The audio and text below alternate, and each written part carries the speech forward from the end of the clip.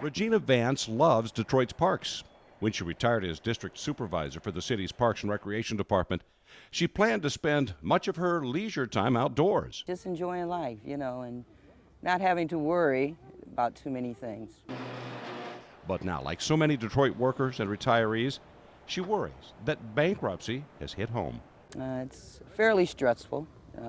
Economically, I never thought I would be at this level, worrying about each pay, how my money's going to flow, how to take care of bills and what have you. A new state tax on pensions and the end of a bonus retirees called the 13th check has forced Vance to give up some of her free time for a part-time retail job. And they only give you hours when they can afford to give you hours. While Vance is worried, many of her fellow retirees are angry.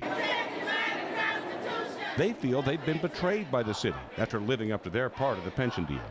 Retired police and firefighters are especially dependent on pensions since they're not part of the Social Security system. So the pension is all we get. My pension is basically $30,000 a year. Financial planner Rick Bloom says Taylor and others need to be prepared to take a budgetary hit. They're going to get less on their pension, and it may not be fair, but I think that's the reality of what's going to happen. And because of that, they have to start looking at their finances today to make sure they get their house in order. Regina Vance recently sold her home on Detroit's west side and moved to an apartment near downtown. I had to sell my house. I couldn't keep up.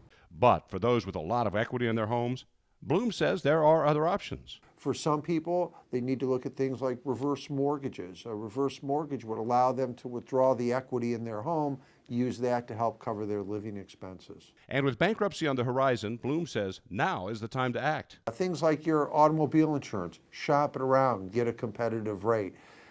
People are going to have to learn to save some money. And I think one way of doing that is to at least to know where your money is going. Vance says she has faith in God, and she's trying to have faith in the bankruptcy system. Otherwise, we're going to be pretty much devastated with a great deal of loss.